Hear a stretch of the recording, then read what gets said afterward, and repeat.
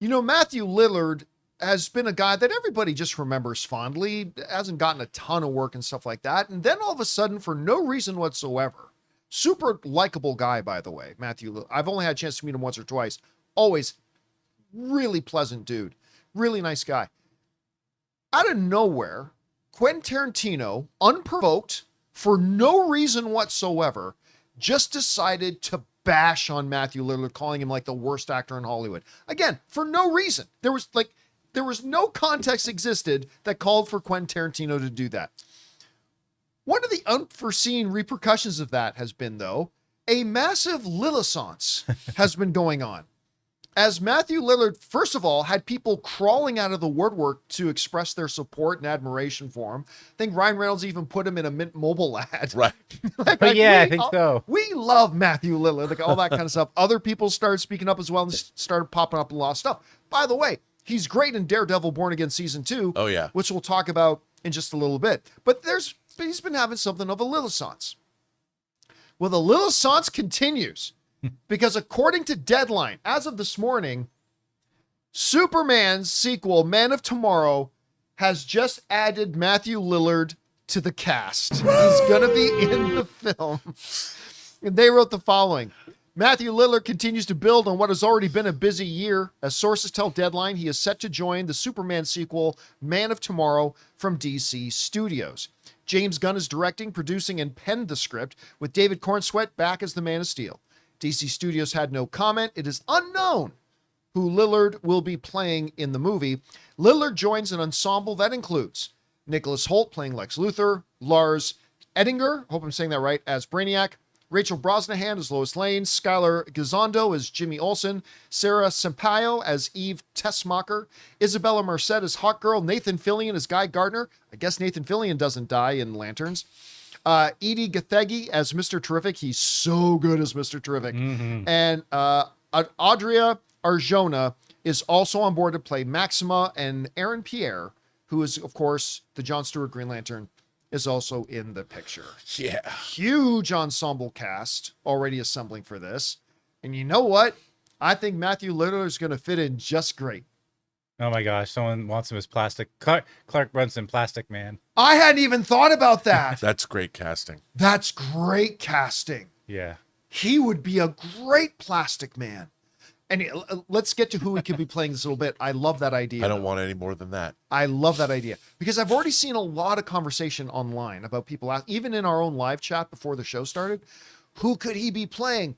Now, again, whenever an actor who we know joins a movie, we instantly think it's going to be some big comic book character. It may not be. He may just be playing a new character, like a character who's there who's not necessarily a superpowered character. Although I really do like Plastic Man. Let's get into that in just a bit. Rob, let me go over to you, though. It's already pretty big cast. Matthew Lillard's now been added to the cast. The movie's already started shooting, so that means he's probably was cast in the role like 2 months ago.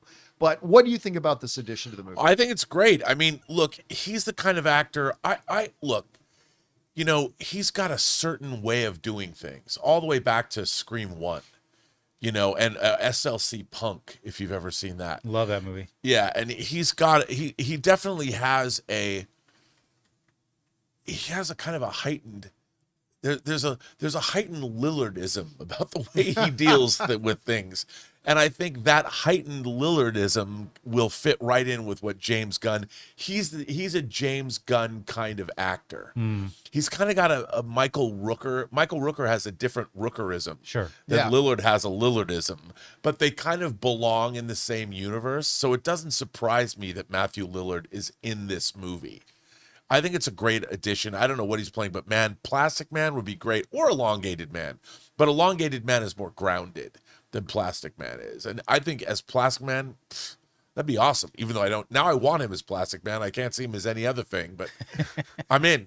You're totally right that, and I hadn't really thought about this before, but you're totally right when you say Matthew is a James Gunn kind of actor. Yes. He just seems like the type of guy that James Gunn would hang around with and would make these types of movies with.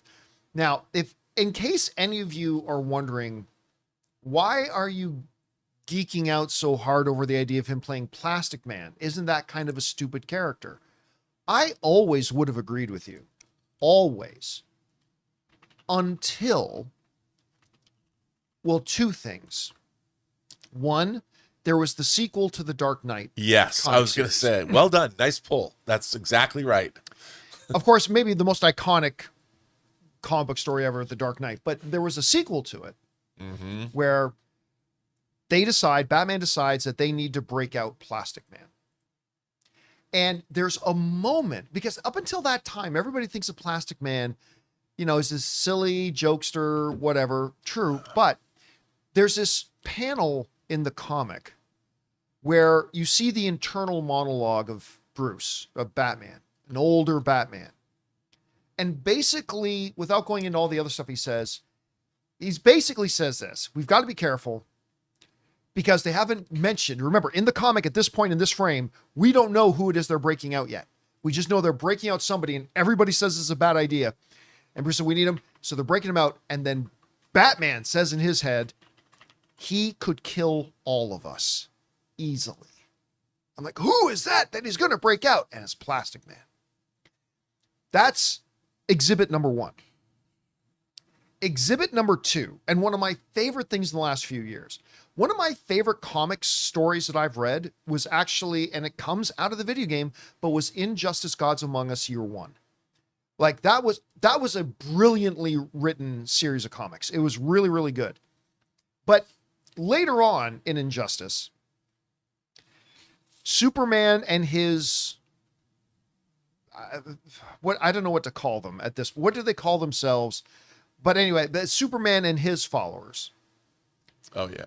They end up arresting Plastic Man's son. And remember, at this point, Superman's killed a lot of superheroes. He's ruling the world. Everybody's afraid of Superman and blah, blah, blah. And they arrest Plastic Man's son. And Plastic Man doesn't give a shit who Superman is. It is brilliant. He marches into Superman's throne room surrounded by Cyborg and Wonder Woman, all these people on Superman's side. And he is not impressed by Superman. And there's this great frame where he literally gets right up, right there it is, Jonathan with the pull. He gets right up in Superman's face. And it's you're going to give me my son. And anyway, it's just, he's awesome. The character is, and the fact that he's so unbalanced is perfect. And now that you mentioned Matthew Lillard playing him, I'm kind of geeking out about the idea. I mean, Rob, can you think of anybody else? If we were going to go along the train of, okay, let's assume he's going to be playing a known character, which we shouldn't assume, but just for the sake of this discussion. It's tough to be. Who else do you think he could play? I mean, I'm thinking you could play a cosmic character, maybe somebody from the Legion of Superheroes coming back from the 30th century, but there's so many to choose from. I mean, it's hard. I don't know. I'd have to sit there and look at the who's who of the DC universe to Yeah, because I don't see him playing yet another Green Lantern. I don't see him playing Kyle Rayner or another Green Lantern or He's got to have something that has some kind of a cynical or humorous bent, kind of like what he did in Daredevil. Well, I was thinking about that too. The only reason I wouldn't like that is because we just saw him working for the government in Daredevil. So then he'd be working with Maxwell Lord. Yeah, you know what I mean? Or I don't want to see him working with why can't I think of his name? It was from Peacemaker. He was trying to track Peacemaker down. Oh yeah.